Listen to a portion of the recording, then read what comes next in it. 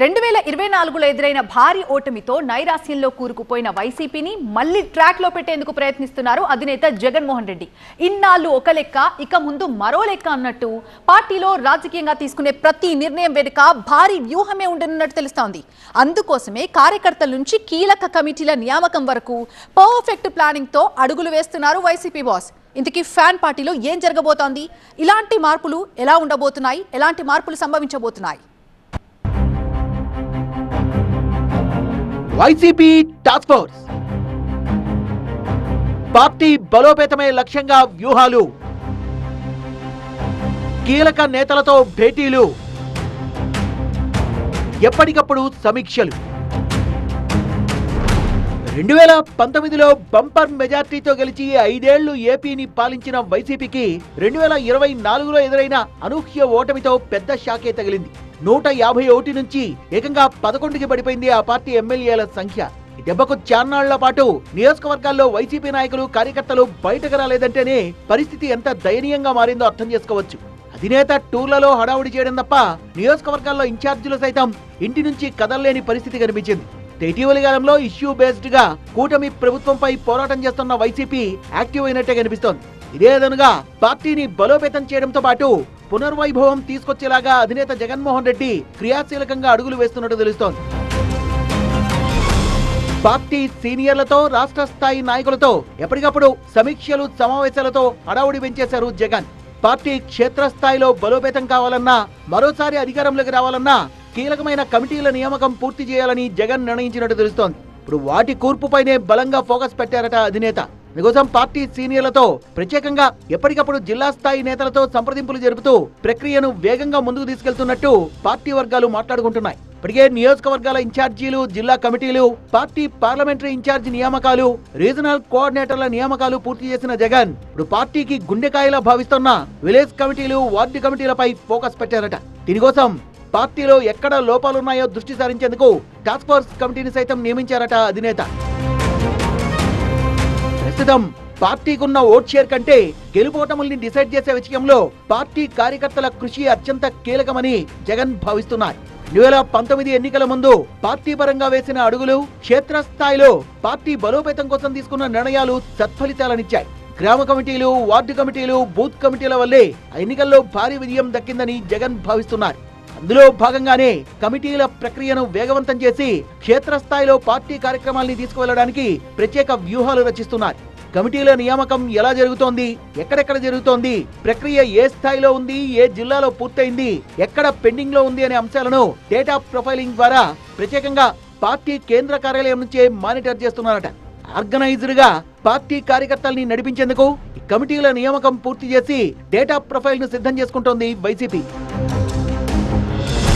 కమిటీల నియామకాన్ని ఆషామాషిగా తీసుకున్నా, ఎవరైనా దీంట్లో నిర్లక్ష్యం వహించినా ఆ విషయం నేరుగా జగన్మోహన్ రెడ్డికి తెలియజేసేందుకు హైకమాండ్ ఏర్పాటు చేసిన టాస్క్ ఫోర్స్ టీం పనిచేస్తుందట. మాజీ ఎమ్మెల్యేలతో పాటు పార్టీ సీనియర్లను ఈ టాస్క్ ఫోర్స్ కమిటీలో సభ్యులుగా నియమించింది అధిష్టానం. ఫుల్ ఫోకస్డ్ గా పనిచేస్తున్న కమిటీ వారం నుంచి 15 రోజుల్లో కమిటీల నియామకం మైక్రో లెవెల్లో ఎలా జరుగుతుందనే దానిపై నివేదికను జగన్ కు అందించనుంది. ఇప్పటికే పైలట్ ప్రాజెక్టు కింద కడప, వేమూరు, పుంగనూరు, మరకశిర లాంటి నియోజకవర్గాల్లో గ్రామ, వార్డు, బూత్ కమిటీల నియామకంపై ప్రత్యేక డ్రైవ్ చేపట్టిన వైసీపీ ఆ కార్యక్రమాన్ని మరింత స్పీడప్ చేసేలా ప్లాన్ చేస్తోంది. గ్రౌండ్ లెవెల్లో పార్టీని బలోపేతం చేసేందుకు వైసీపీ బాస్ చేపట్టిన ఈ కొత్త డ్రైవ్ ఎప్పటికి కంప్లీట్ అవుతుందో, పార్టీని బలోపేతం చేసేందుకు అది ఎంతవరకు ఉపయోగపడుతుందో చూడాలి.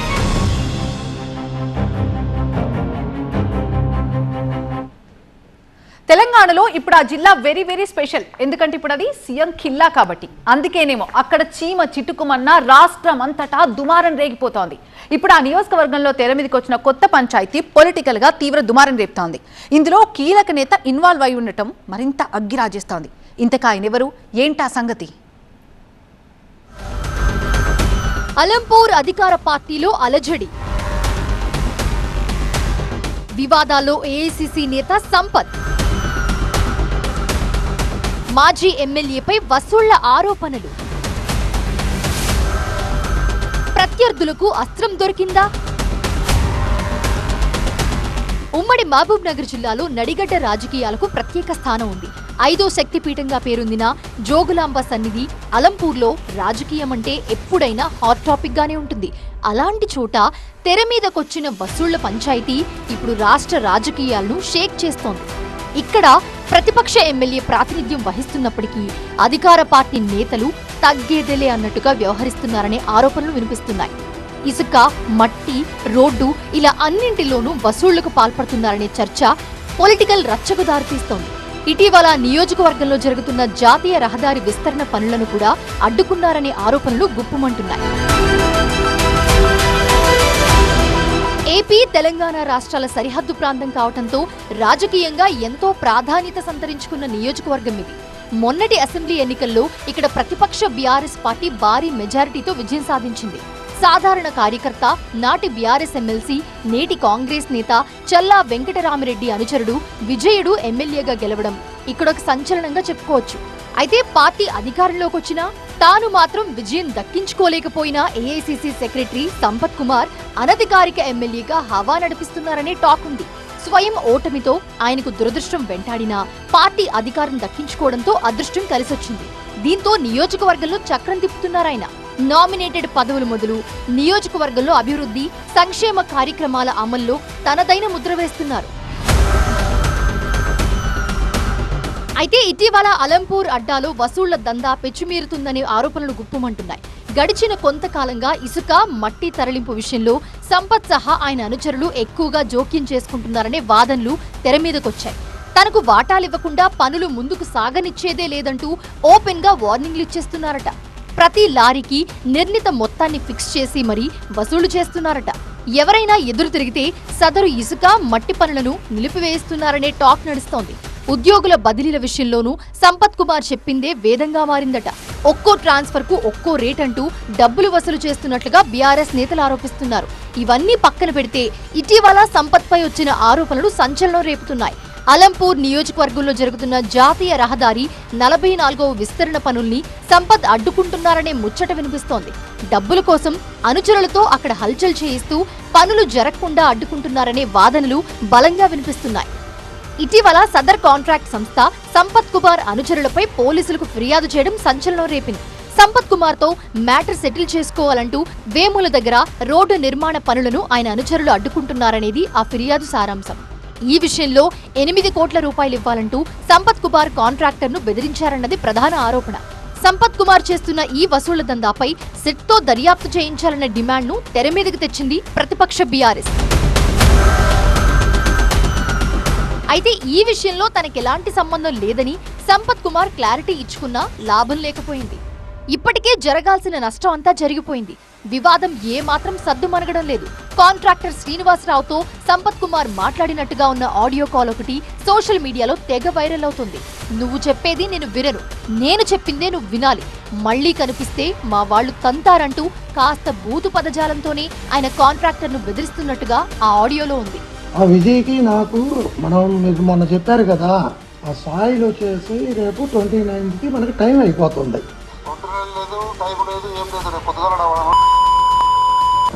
చెప్పేది నాన్న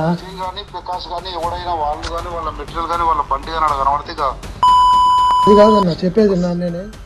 ఇప్పుడు ఈ ఆడియో కాస్త అగ్గికి ఆజ్యం పోసినట్టుగా మారింది.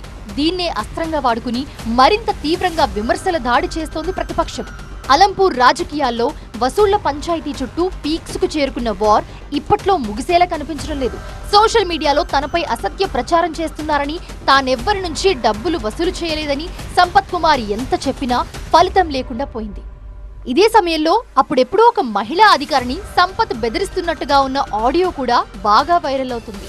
ఇలా వరుసపెట్టి వివాదాల్లో చిక్కుకుంటున్న సంపత్ కుమార్ రాజకీయంగా ఉక్కిరిబిక్కిరి అవుతున్నారనే అభిప్రాయం వ్యక్తమవుతుంది. మరి ఈ రచ్చ నుంచి ఆయన ఎలా బయటపడతారో చూడాలి. రాష్ట్ర స్థాయిలో మిత్రులు, అక్కడ మాత్రం ప్రత్యర్థులు. అవును, కాంగ్రెస్ సిపిఐల విషయంలో అక్కడ ఇలాంటి చర్చే జరుగుతోంది. ప్రభుత్వంలో భాగంగా ఉన్న పార్టీకి స్థానిక సమరంలో సహచర్యం కల్పించేందుకు హస్తం నేతలు ఇష్టపడటం లేదట. పేకాటే తమ్ముడు తమ్ముడే అన్నట్టుగా వ్యవహరిస్తూ పురపోరుకు సన్నద్ధవుతుండటం ఇప్పుడు రాజకీయంగా చర్చనీయాంశమవుతోంది. ఇంతకీ అది ఎక్కడా, ఎందుకు అలాంటి పరిస్థితి ఏర్పడింది? రాష్ట్రమంతా ఒకటైపు, ఇక్కడేమో మరో టైపు. కొత్తగూడెం కార్పొరేషన్ లో కొత్త రచ్చ. సిపిఐతో పొత్తుకు కాంగ్రెస్ ససేమిరా. తెలంగాణలో సిపిఐ అధికార కాంగ్రెస్ తో కలిసి ముందుకు సాగుతుందనే విషయం అందరికీ తెలుసు. అసెంబ్లీ ఎన్నికల మొదలు ఆ తర్వాత పార్లమెంట్, పంచాయతీ ఎలక్షన్లోనూ కలిసే నడిచాయి. మరో ఎరుపు దళం సిపిఎం ఈ పొత్తుకు దూరంగా ఉంటూ బయట నుంచే ప్రభుత్వానికి మద్దతునిస్తున్నా సిపిఐ మాత్రం కాంగ్రెస్ తో ఒక అండర్స్టాండింగ్ తో ముందుకెళ్తుంది. ఇటీవల ఖమ్మం వేదికగా జరిగిన సిపిఐ 100ఏళ్ల ఉత్సవాల బహిరంగ సభకు సీఎం రేవంత్ రెడ్డి కూడా హాజరై కమ్యూనిస్టులకు శుభాకాంక్షలు తెలియజేశారు. దోస్త్ మేరా దోస్త్ అంటూ తమ అనుబంధాన్ని గొప్పగా చెప్పారు. అలాంటి మిత్రపక్షాల మధ్య స్థానిక ఎన్నికలు చిచ్చుపెట్టినట్టు కనిపిస్తుంది. కొత్తగూడెం కార్పొరేషన్ లో ఇదో కొత్త రచ్చకు దారితీసేలా ఉంది. కార్పొరేషన్ పొత్తులో భాగంగా తమకు ఇవ్వాలని సిపిఐ కోరుతుంటే దీనికి స్థానిక కాంగ్రెస్ నేతలు ససేమిరా అంటున్నారట. దీంతో రెండు పార్టీలు ప్రత్యర్థులుగా తలపడే సూచనలు కనిపిస్తున్నాయి. ఎన్నికలేవైనా దాదాపుగా కలిసే పోటీ చేసిన ఈ రెండు పార్టీలు కొత్తగూడెం వేదికగా చెరోదారిని ఎంచుకునేలా కనిపిస్తోంది పరిస్థితి. అసెంబ్లీ ఎన్నికల్లో రాష్ట్ర వ్యాప్తంగా కాంగ్రెస్ కు మద్దతునిచ్చి కొత్తగూడెం అసెంబ్లీ సీటుతో సరిపెట్టుకున్న సిపిఐ ఇక్కడి నుంచి కూరంనేని సాంబశివరావును అభ్యర్థిగా నిలబెట్టి విజయం సాధించింది. దీంతో రెండు పార్టీల బంధం బలంగానే కొనసాగుతుంది. అయితే అధికార పార్టీగా కొత్తగూడెంలో సిపిఐ నాయకుల పెత్తనాన్ని కాంగ్రెస్ శ్రేణులు జీర్ణించుకోలేకపోతున్నట్టు చాన్నాళ్లుగా ప్రచారం జరుగుతుంది. అదే ఈ రెండు పార్టీల మధ్య క్రమంగా గ్యాప్ ని పెంచేసింది. అది కాస్త పంచాయతీ ఎన్నికల్లో ప్రత్యర్థులుగా తలపడే పరిస్థితిని తీసుకొచ్చింది. అలా రెండు పార్టీలు లోకల్ గా తమ బలం నిరూపించుకొని పట్టు నిలుపుకునే ప్రయత్నం చేశాయని చెప్పొచ్చు. కొత్తగూడెంలో సిపిఐ ఎమ్మెల్యే ఉండడం, నియోజకవర్గమంతా ఆ పార్టీ నేతలదే పెత్తనం నడుస్తుండడం తమకు చిన్నతనంగా భావిస్తున్నారు కాంగ్రెస్ నేతలు. రాష్ట్రంలో అధికారంలో ఉండి జిల్లాలో 3 మంత్రులు ఉండి తామిలా ప్రతిపక్షం మాదిరి ఉండడమేంటని హస్తం నేతలు ప్రశ్నిస్తున్నారు. అందుకే మిత్రుడు మిత్రుడే, ఎలక్షనే అన్నట్టు పంచాయతీ ఎన్నికల నుంచి పట్టు బిగించే ప్రయత్నం చేస్తున్నారు. ఇప్పుడు స్థానిక ఎన్నికలు కూడా దగ్గర పడుతుండటంతో ఎంపీ రఘురాం రెడ్డికి కొత్తగూడెం బాధ్యతలు అప్పగించారు మంత్రి పొంగులేటి. వరుస పర్యటనలు, మీటింగ్లతో కొన్ని నెలల ముందు నుంచే స్థానికంగా ఎంపీ మకాం వేస్తే మంత్రి పొంగులేటి సైతం ప్రత్యేక దృష్టి పెట్టినట్టు తెలుస్తుంది. ఆయనే స్వయంగా రంగంలోకి దిగి గెలుపు వ్యూహాలు రచిస్తున్నారు. ఇలా కాంగ్రెస్ తన పని తాను చేసుకుపోతుండడం సిపిఐకి ఇబ్బందిగా మారింది. అందుకే కొత్తగూడెం కార్పొరేషన్ ను పొత్తులో భాగంగా తమకు ఇవ్వాలని ప్రతిపాదన పెట్టినట్లు తెలుస్తోంది. అయితే దీనికి కరాఖండిగా కుదరదని తేల్చి చెప్పేస్తున్నారట హస్తం నేతలు. ఈ ఎన్నికల్లోనైనా సొంతంగా పోటీ చేసి తమ బలమేంటో చూపించుకోవాలని లోకల్ అధికార పార్టీ నేతలు ఉవ్విళ్లూరుతున్నారట. మున్సిపరులో పొత్తు లేకుండానే పోటీ చేయాలని పట్టుబడుతున్నట్టు తెలుస్తోంది. ఇప్పటికే స్థానిక ఎన్నికలకు రిజర్వేషన్లు కూడా ఫైనల్ అయిపోయాయి. దీంతో అన్ని పార్టీల కంటే ముందుగానే ఖమ్మం జిల్లా కాంగ్రెస్ ముఖ్య నేతలు, కార్యకర్తలు సన్నాహక సమావేశం నిర్వహించారు. సీఎం సహా మంత్రులు కూడా హాజరై నేతలకు, కార్యకర్తలకు దిశానిర్దేశం చేశారు. అయితే అదే రోజు ఖమ్మంలో జరిగిన సిపిఐ 100ఏళ్ల ఉత్సవాల ముగింపు సభలో సీఎం పాల్గొనడంతో రాజకీయం ఏ మలుపు తీసుకుంటుందనే ఆసక్తి ఏర్పడింది. అయితే దేని దారి దానిదే అన్నట్టుగా కొత్తగూడెం కార్పొరేషన్ పీఠంపై అటు కాంగ్రెస్, ఇటు సిపిఐ ఆశలు పెంచేసుకుంటున్నాయి. ఎవరు వదులుకునేందుకు సిద్ధంగా కనిపించట్లేదు. పొత్తులపై ఇప్పటి వరకు క్లారిటీ కూడా రాలేదు. కొత్తగూడెంలో గెలిచి తీరాలనే పట్టుదలతో ఉన్న మంత్రి ఇప్పటికే 2 సార్లు కాంగ్రెస్ నేతలతో సమావేశాలు నిర్వహించారు. పొత్తు ప్రస్తావన మాత్రం ఎక్కడా తీసుకురావడం లేదు. దీంతో సిపిఐ, కాంగ్రెస్ల మధ్య పోటీ తప్పదనే సంకేతాలు స్పష్టంగా కనిపిస్తున్నాయి. మరి కొత్తగూడెం కార్పొరేషన్ విషయంలో రాజకీయంగా మున్ముందు ఏం జరుగుతుందన్నదే ఇప్పుడు పొలిటికల్ సస్పెన్స్ గా మారింది. ఎంతో మంది రాజకీయ ఉద్దండులకి జన్మనిచ్చిన నేలాది. అందుకే నాటి ఉమ్మడి రాష్ట్రంలో అయినా, నేటి విభజిత ఏపీలో అయినా పొలిటికల్ గా ప్రత్యేక గుర్తింపునే తెచ్చుకుంది. అయితే ఒకప్పుడు టీడీపీకి కంచుకోటగా ఉన్న ఈ ప్రాంతంలో ప్రస్తుతమైతే పరిస్థితి తలకిందులు కావడమే రాజకీయంగా చర్చనీయాంశమవుతోంది. మిత్రపక్షం కోసం చేసిన త్యాగం అనుకున్న ఫలితాలన్నీ ఇవ్వలేదా, లేక దాన్ని అందిపుచ్చుకోవడంలో తెలుగు తమ్ముళ్లే వెనుకబడుతున్నారా అన్నదే అంతు చిక్కడం లేదు. ఒకప్పుడు పసుపుమయం, ఇప్పుడంతా అయోమయం. అవనిగడ్డలో సైకిల్ కు ఎందుకీ దుస్థితి? నడిపించే నాయకుడేడి? కృష్ణా జిల్లా అవనిగడ్డ నియోజకవర్గంలో టీడీపీ గురించి పొలిటికల్ గా ఇలాంటి చర్చే జరుగుతోంది. పార్టీలో ఏర్పడిన అనిశ్చితి, అయోమయం చూసి తెలుగు తమ్ముళ్లు రోదిస్తున్న తీరు ఇదే స్పష్టం చేస్తోంది. సార్వత్రిక ఎన్నికలకు ముందు వరకు టీడీపీలోనే ఉన్న మండలి బుద్ధప్రసాద్ జనసేనలోకి వెళ్లడంతో సీన్ మొత్తం మారిపోయింది. ఆయన కూటమి ఎమ్మెల్యేగా గెలిచారు. కానీ టీడీపీ మాత్రం నాయకత్వం లేనిదైపోయింది. బుద్ధప్రసాద్ తర్వాత ఇక్కడ టీడీపీ ఇన్ఛార్జ్ విషయంలో ఇప్పటికీ ఒక నిర్ణయం తీసుకోలేకపోయింది అధిష్టానం. దాదాపు 2 సంవత్సరాల కాలం నాయకత్వం లేకుండా పార్టీ నిలవడం అంటే మామూలు విషయం కాదు. ఆ పోస్టు ఖాళీగానే ఉన్నా అధికార పక్షం కాబట్టి ఏదో అలా నెట్టుకొచ్చేస్తున్నారు లోకల్ తెలుగు తమ్ముళ్ళు. ఊపునిచ్చే రాజకీయాలకు కేంద్ర బిందువుగా ఉండే కృష్ణా జిల్లాలో అవనిగడ్డ కీలకమైన నియోజకవర్గం. అలాంటి చోట టీడీపీ జెండా మోసే కార్యకర్తలు భారీగానే ఉన్నారు. కానీ వారికి దిశానిర్దేశం చేసే నాయకత్వమే కరువైపోయింది. ప్రస్తుతం పొత్తులో ఉన్న టీడీపీ అధికార కూటమితో కలిసి నడుస్తోంది. కానీ రాజకీయ వ్యూహంలో భాగంగా ఎమ్మెల్యే టికెట్ కోసం జనసేనలోకి వెళ్లిన బుద్ధప్రసాద్ను తమవాడిగా అనుకోలేమని చెబుతున్నారు తెలుగు తమ్ముళ్లు. సామాజిక సమీకరణాల నడుమ ప్రస్తుతం నెలకొన్న పరిస్థితుల్లో ఎవరో ఒకరికి నియోజకవర్గ బాధ్యతలు అప్పచెప్పాలని హైకమాండ్ను కోరుతున్నారు. 2029లో జరిగే అసెంబ్లీ ఎన్నికల్లోనూ ఇదే తరహా పొత్తుంటుందా? మళ్లీ జనసేనకే అవకాశం దక్కుతుందా అంటే ఆ విషయం ఇప్పుడే చెప్పలేని పరిస్థితి. కానీ ఖచ్చితంగా 15 ఏళ్లు పొత్తు కొనసాగడం ఖాయమని కూటమి పెద్దలు చెబుతున్న దాని ప్రకారం మరోసారి ఇక్కడ జనసేన పోటీలో ఉండే అవకాశాలే కనిపిస్తున్నాయి. అదే జరిగితే మరోసారి బుద్ధప్రసాద్ జనసేన నుంచి పోటీ చేస్తారనే విషయంలో మాత్రం క్లారిటీ లేదు. ఆ పరిస్థితుల్లో నియోజకవర్గ టీడీపీ బాధ్యతలు ఎవరు భుజాన వేసుకుంటారోనని తెలుగు తమ్ముళ్లు ఆసక్తిగా ఎదురుచూస్తున్నారు. అయితే ఈ విషయంలో ఇప్పటికీ మల్లగుల్లాలు పడుతోంది అధిష్టానం. సార్వత్రిక ఎన్నికలకు ముందు వరకు టీడీపీ అభ్యర్థిగా జాబితాలో ఉన్న బుద్ధప్రసాద్ అనూహ్యంగా రూటు మార్చేశారు. పొత్తులో భాగంగా ఈ సీటు జనసేనకు దక్కడంతో ఆ పార్టీ కండువా కప్పేసుకుని కూటమి అభ్యర్థిగా నిలిచి ఎమ్మెల్యేగా గెలిచారు. కేవలం ఎమ్మెల్యే సీటు కోసం జనసేన పార్టీలోకి వెళ్లడం పట్ల బుద్ధప్రసాద్ పై తెలుగు తమ్ముళ్లలో కొందరు తీవ్ర అసంతృప్తితో ఉన్నారు.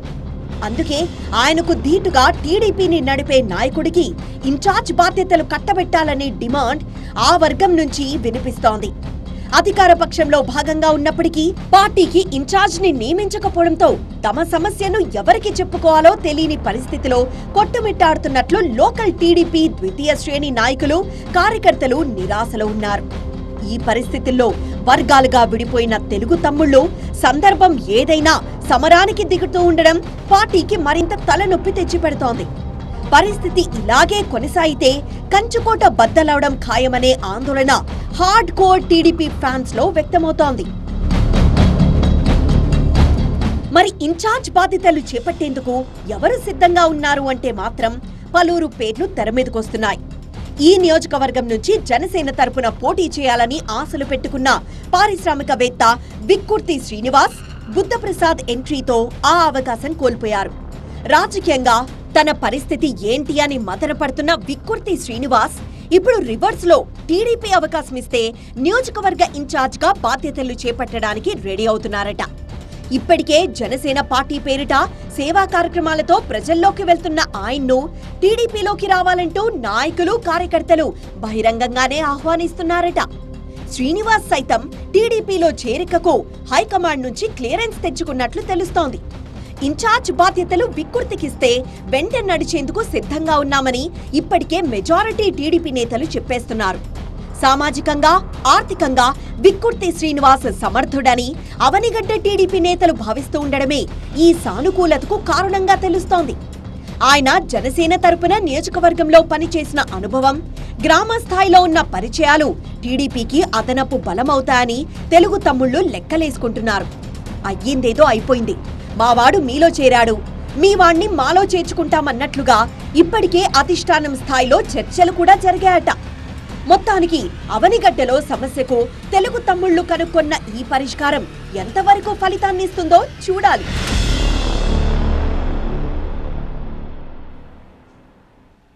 వైసీపీకి అడ్డా అనే పేరుంది ఆ జిల్లాకి. అంత మాత్రాన అన్ని కాలాలు అనుకూలంగా ఉండవు కదా. అందుకే 2019లో స్వీప్ చేసిన జిల్లాలోనే 2024 నాటికి తుడిచిపెట్టుకుపోయినట్టుగా తయారైంది ఆ పార్టీ పరిస్థితి. అంత పెద్ద షాక్ నుంచి ఇప్పుడిప్పుడే కోలుకుంటున్న ఆ జిల్లా ప్రత్యేక వ్యూహంతో ముందుకు వెళ్తున్నట్టుగా కనిపిస్తోంది. ఇంతకీ ఆ పార్టీ కొత్త స్ట్రాటజీ ఏంటి? నేతల దూకుడు వెనక మతలబేంటి? నెల్లూరు జిల్లాలో ఫ్యాన్ రీఛార్జ్, స్పెషల్ ఫోకస్ పెట్టిన హైకమాండ్ ఓటకు రిపేర్లు చేసుకుంటోందా? మరోసారి క్లీన్ స్వీప్ కోసం యాక్షన్ ప్లాన్. నెల్లూరు జిల్లాలో వైసీపీకి సంబంధించి ఇప్పుడు ఇలాంటి చర్చ జరుగుతోంది. అధినేత జగన్ కు సొంత జిల్లా కడప తర్వాత ఆ స్థాయిలో సపోర్టునిచ్చే జిల్లాగా నెల్లూరుకు మంచి పేరుంది. అలాంటి జిల్లాలో గత ఎన్నికలు వైసీపీకి పెద్ద షాకే ఇచ్చాయి. పాతాళంలో ఉందనుకున్న ప్రత్యర్థి టీడీపీ జిల్లానే క్లీన్ స్వీప్ చేసేసింది. వైసీపీకి కంచుకోట అనుకుంటే దాన్ని బద్దలు కొట్టిన సైకిల్ పార్టీ ఊహించని విజయం దక్కించుకుంది. ఒక్కటంటే ఒక్క స్థానం కూడా గెలవని వైసీపీ పూర్తిగా చతికిల పడింది. అయితే ఓటమి షాక్ నుంచి జిల్లా పార్టీని బయటపడేసేందుకు అధిష్టానం ఇప్పుడు ప్రత్యేక ఫోకస్ పెట్టినట్టుగా కనిపిస్తోంది. పడిన చోటే బలంగా నిలబడాలి అన్న విధంగా పార్టీని స్ట్రాంగ్ గా నిలబెట్టేందుకు యాక్షన్ ప్లాన్ సిద్ధం చేసిందట. ఇకపై తగ్గేదే లేదంటూ వచ్చే ఎన్నికల్లో తాడో పేడో తేల్చుకునేందుకు సిద్ధమైనట్టుగా తెలుస్తోంది. అయితే మరోసారి క్లీన్ స్వీప్ గ్యారంటీ అంటూ క్యాడర్ లో జోష్ నింపే ప్రయత్నం చేస్తుందట వైసీపీ అధిష్టానం. ఉమ్మడి నెల్లూరు జిల్లా ఒకప్పుడు కాంగ్రెస్ పార్టీకి మద్దతుగా నిలిస్తే ఆ తర్వాత వైఎస్ఆర్ కాంగ్రెస్ పార్టీకి పెట్టని కోటగా మారింది. 2014 ఎన్నికల్లో వైసీపీ అధికారంలోకి రాకపోయినా ఇక్కడున్న 10 స్థానాల్లో 7 ఆ పార్టీయే గెలిచింది. నాడు ఎన్డీఏ కూటమిలోనూ జిల్లా నుంచి 2 ఎంపీ స్థానాలు వైసీపీ దక్కించుకుంది. ఇక 2019 ఎన్నికల్లో వీచిన ఫ్యాన్ గాలైతే మొత్తంగా జిల్లానే ఊడ్చేసింది. కానీ 2024 నాటికి సీన్ టోటల్ గా రివర్స్ అయిపోయింది. ఊహించని విధంగా టీడీపీ పుంజుకోవడం వైసీపీ శ్రేణులను తీవ్రంగా నిరసపరిచింది. అయితే ఏడాది దాటినా ఇంకా ఆ షాక్ నుంచి బయటకు రాలేకపోతోంది. అందుకే జిల్లాపై ప్రత్యేక దృష్టి పెట్టింది హైకమాండ్. ఎందుకంటే ఓటమి ఎదురైనా ధైర్యంగా కూటమిని కాస్తో కూస్తో ఎదుర్కొంటున్న నాయకత్వం ఇక్కడే మిగిలి ఉంది. అయితే మిగిలిన జిల్లాలతో పోల్చితే నెల్లూరు జిల్లా వ్యాప్తంగా ప్రభుత్వంపై వైసీపీ పోరాటాలు కాస్త బలంగానే ఉన్నాయని చెప్పొచ్చు. ప్రజల్లో ఉంటూ కూటమిపై విమర్శలు గుప్పిస్తూ యాక్టివ్ గా ఉన్నారు జిల్లాలో మెజారిటీ వైసీపీ నేతలు. ఈ విషయంలో అధినేత జగన్ కూడా కాస్త సంతృప్తిగానే ఉన్నారట. అయితే మరింత బలమైన వ్యూహంతో ముందుకు వెళ్తే జిల్లాలో పార్టీకి పూర్వ వైభవం తీసుకురావచ్చు అన్నది అధినేత ఆలోచనగా తెలుస్తోంది. అందుకే వైసీపీ పెద్దలు ఇప్పుడు రంగంలోకి దిగినట్టుగా తెలుస్తోంది. హైకమాండ్ ఆదేశాలతో రంగంలోకి దిగిన party coordinator MP Peddireddy Mithun Reddy జిల్లా పార్టీ ఇన్ఛార్జీలతో విస్తృత స్థాయి సమావేశం నిర్వహించారు. పార్టీ అధినేత సందేశాన్ని వారికి వివరించారట. కూటమి ప్రభుత్వం అధికారంలోకి వచ్చిన ఏడాదిన్నరకే ప్రజల్లో తీవ్రమైన వ్యతిరేకతను మూటగట్టుకుందని, నెల్లూరు జిల్లాలో 1-2 నియోజకవర్గాల్లో తప్ప మిగిలిన చోట్ల అధికార పార్టీ ఎమ్మెల్యేల అక్రమాలు అరాచకాలు ఎక్కువయ్యాయి అన్న విషయాన్ని ఇప్పటికే ప్రజలు గమనించారని వైసీపీ నేతలకు వివరించారు ఆయన. లాంటి పరిస్థితుల్లో నిత్యం ప్రజల పక్షాన ఉండడం, వారికి సపోర్ట్ గా పోరాటాలు చేయడం పార్టీకి బాగా కలిసొస్తుందని సూచించారట మిథున్ రెడ్డి. ఇలాంటి అవకాశాలని ఎట్టి పరిస్థితుల్లోనూ నిర్లక్ష్యం చేయకూడదని చెప్పారట. కేసులకు భయపడి వెనక్కి తగ్గితే పార్టీ గ్రాఫ్ పెరగదని హెచ్చరించారాయన. నియోజకవర్గ ఇన్ఛార్జీలుగా ఉన్న వారితోనూ మిథున్ రెడ్డి 1-to-1 మాట్లాడినట్టుగా తెలుస్తోంది. రాయలసీమ లిఫ్ట్ ఇరిగేషన్ వివాదం కొనసాగుతున్న వేళ ఈ అంశాన్ని బలమైన అస్త్రంగా వాడుకోవాలని సూచించారట. సోమశిల, కంటలేరు రిజర్వాయర్లను పరిశీలించడానికి వెళ్లిన వైసీపీ జిల్లా అధ్యక్షుడు కాకాని గోవర్ధన్ రెడ్డి సహా కీలక నేతలను పోలీసులు అడ్డుకోవడాన్ని మిథున్ రెడ్డి తప్పుపట్టారు. ఈ అంశంలో పోరాటం ఉధృతం చేయాలని పార్టీ నేతలకు సూచించారట. పార్టీ మళ్లీ పుంజుకోవడానికి ఇదే సరైన సమయంగా భావిస్తున్న వైసీపీ పెద్దలు జిల్లాకు సంబంధించి ప్రాజెక్టుల విషయంలో జరుగుతున్న అన్యాయాన్ని ప్రజల్లో బలంగా తీసుకువెళ్లాలని సూచిస్తున్నారు. అంతేకాదు నియోజకవర్గాల్లో ఉన్న సమస్యలపై నిత్యం ప్రజల్లో ఉండేలా సమన్వయంతో ముందుకు వెళ్లాలని ఇటీవలే జరిగిన సమావేశంలో నేతలకు దిశానిర్దేశం చేశారట మిథున్ రెడ్డి. పార్టీ నేతలు కార్యకర్తలపై పోలీసులు తప్పుడు కేసులు పెడితే అండగా నిలవాల్సిన బాధ్యత ఆయా నియోజకవర్గ ఇన్ఛార్జీలదే అని తేల్చి చెప్పిన అధిష్టానం ఎమ్మెల్యేలు చేస్తున్న అక్రమాలు, వాళ్ల తప్పుడు నిర్ణయాలను ప్రజల్లో ఎండగట్టాలని స్పష్టం చేసిందట. కూటమి ప్రభుత్వంపై ప్రజల్లో పెరుగుతున్న వ్యతిరేకతను పార్టీకి అనుకూలంగా మార్చుకుంటేనే ఎన్నికల నాటికి పుంజుకోగలము అన్నది పార్టీ హైకమాండ్ ఆలోచనగా తెలుస్తోంది. మరి పార్టీ పెద్దల సూచనలు, సలహాలు జిల్లా వైసీపీ నేతలకు వంట పడతాయో లేదో చూడాలి.